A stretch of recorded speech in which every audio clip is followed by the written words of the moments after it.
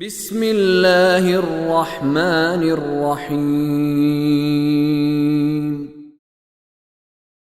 والذین اذا فعلوا فاحشة او ظلموا انفسهم ذکروا اللہ فاستغفروا لذنوبهم ومن يغفر الذنوب الا اللہ ولم يصروا على ما فعلوا وهم يعلمون۔ والذین اذا فعلوا فاحشة، یہ جو فرمایا نا اوپر سارعوا الى مغفرۃ من ربکم، جلدی کرو اپنے رب کی مغفرت کی طرف، اب یہاں پہ اس کی وضاحت ہو رہی ہے۔ والذین اذا فعلوا فاحشة، اور وہ لوگ کہ جن سے اگر کوئی نازیبہ، فاحشہ بے حیائی والا، فاحشہ کا لفظ بتاتا ہے کہ یہ کیا ہے، اگر کوئی ایسا کام ہو جاتا ہے ان سے، انسان سے ہو سکتا ہے، او ظلموا انفسهم، یا اپنے آپ پر کوئی ظلم کر بیٹھتے ہیں، یعنی ایسا گناہ جس کا تعلق ان سے مثلا ان کے اپنے ساتھ ہے، کوئی دوسرا بھی انوالو نہیں ہے، اور وہ مثلا یوں بے حیائی نہیں ہے، اگرچہ ہر گناہ خدا کے ساتھ حیا کے منافی ہے، اللہ سے حیا کرتا ہے، وہ گناہ نہیں کرتا، لیکن بہرحال جب بھی ان سے کچھ ایسا ہو جاتا ہے، ذکر اللہ کو یاد کر لیتا، اللہ ان کو یاد آ جاتا ہے۔ ایسا نہیں ہے کہ کرتے رہیں اور خدا یاد ہی نہ آئے، یہ صفت ہے، کیونکہ گناہ بندے سے ہو جاتا ہے، لیکن ان متقین کی صفت کیا ہے؟ متقین معصوم نہیں ہوتے، متقین معصوم نہیں ہوتے کہ ان سے خطا ہوتی نہیں ہے، ہو جاتی، آدمی مجرمی، اگر کبھی ان سے ہو جائے کوئی بڑا جرم، کوئی گناہ، ذکر اللہ، فوراً خدا ان کو یاد آتا ہے، اور وہ کیا کرتے ہیں؟ فاستغفروا لذنوبہم، اللہ ان کو یاد آ جاتا ہے تو کیا کرتے ہیں؟ اس کے نتیجے میں استغفار کرتے ہیں اپنے گناہوں کی، معافی مانگتے ہیں اللہ سے۔ یہ ہوا کیا تھا؟ ایک شخص تھا رسول اللہ کے زمانے میں، اور وہ قبریں کھود کر کفن چوری کر لیتا تھا مسلمان ظاہر۔ اس نے ایک دفعہ ایک قبر کھودی تو ایک خوبصورت نوجوان لڑکی کو دفن کیا گیا تھا، اس کی تازہ لاش پڑی۔ کفن چوری کرنے کے ساتھ اس کو گناہ کا غلبہ ہوا، اور اس نے اس لاش کے ساتھ بدکاری کی۔ بدکاری کے بعد اس کو ندامت ہوئی، شرمندگی ہوئی، اور یہ شرمندگی ایسی تھی کہ اس کو لے کے رسول اللہ کے پاس چلی گئی۔ رسول اللہ، اب خود رسول پاک کے سامنے ایسے جرم کا اقرار کرنا بڑی ایک لحاظ سے ہمت چاہیے کہ کیا سوچیں گے میرے بارے میں کہ میں نے کیا کام کر دیا۔ کام تھا بھی بہت برا، بہت فاحشہ کا لفظ مثلا بتا رہے کہ کیا کیا۔ تو اللہ کے رسول نے اس سے کہا کہ چلے جاؤ، اپنی بارگاہ سے رسول پاک نے اس کو بھیج دیا، اس قدر یہ جرم قبیح تھا۔ تو وہ چلا گیا، بیابان میں نکل گیا، اور روتا تھا اور توبہ کرتا تھا اور استغفار کرتا تھا۔ اس قدر اس نے توبہ کی اور استغفار کی کہ یہ والی آیات نازل ہوئی، اور اللہ کے رسول نے پھر اس کی طرف پیغام بھیجا اور اس کو بلا لیا اور اس کو بتایا کہ اللہ نے تیری توبہ قبول کر لی۔ تو اس آیت کی شان نزول میں یہ واقعہ بیان کیا جائے۔ خدا کا دروازہ بند کبھی نہیں ہوتا، جو بھی نادم ہو جائے، شرمندہ ہو جائے، اور شرمندہ یعنی واقعاً شرمندہ، تو خدا کا دروازہ کھلا ہوا ہے۔ اور یہ مہینہ ماہ مبارک رمضان، یہ تو بہترین مہینہ ہے، یعنی اللہ تبارک و تعالیٰ نے عام مہینوں سے زیادہ اس میں ماحول بنایا ہے کہ انسان کو توجہ ہو جائے اپنے گناہوں کی طرف، اور وہ ندامت کی کیفیت اس پر طاری ہو جائے۔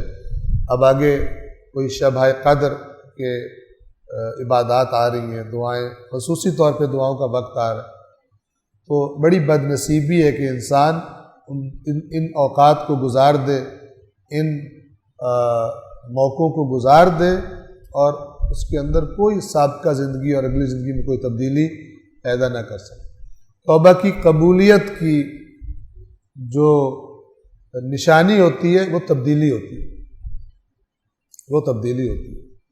کسی نے سوال کیا امام سے کہ مجھے ابھی نام ذہن میں نہیں ہے، کس امام سے سوال کیا کہ میں حج پہ جا رہا ہوں یا میں حج سے آیا ہوں تو کیسے سمجھوں کہ میرا حج قبول ہے؟ امام نے فرمایا اگر تیری حج سے پہلے کی زندگی اور حج کے بعد والی زندگی میں فرق پڑ گیا، اب تیری زندگی بہتر ہو گئی ہے تو یہ علامت ہے تیرا حج قبول ہے، اور اگر تو ویسے کا ویسے ہی ہے پھر کوئی علامت نہیں۔ اور یہ باتیں واضح ہیں، یہ باتیں واضح ہیں، یہ ساری چیزیں خدا نے انسان کی بہتری کے لیے رکھی۔ خدا انشاءاللہ ہم کو توفیق دے کہ ان اللہ تبارک و تعالیٰ کی ان احکام کی حکمت کو سمجھ سکیں اور اس سے استفادہ کر سکیں۔ صلوات پڑھیے محمد علیہ۔ اور وہ لوگ جن سے جب کوئی نازیبا حرکت سرزد ہو جائے یا وہ اپنے آپ پر ظلم کر بیٹھیں تو اسی وقت خدا کو یاد کرتے ہیں اور اپنے گناہوں کی مغفرت طلب کرتے ہیں۔